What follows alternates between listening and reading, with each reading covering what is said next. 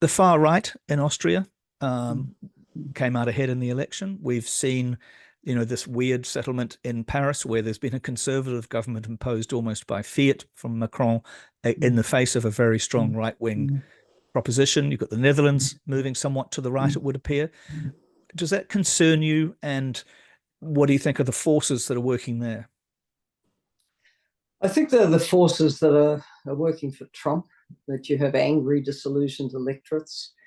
People are hurt by the cost of living.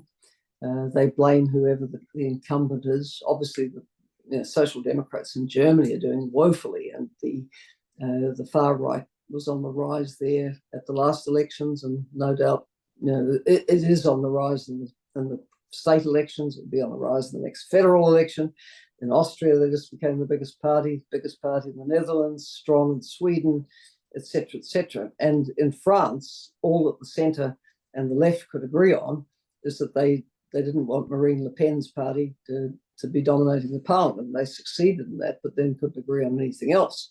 So it's a very tricky time in Europe. If you think back to the interwar period of the 20s and 30s, which saw the rise of Hitler and Nazism, and fascism in Italy and so on.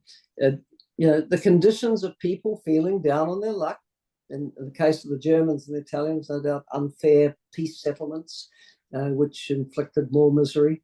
We have to be very careful that we don't see the conditions for the rise of fascism in Europe again.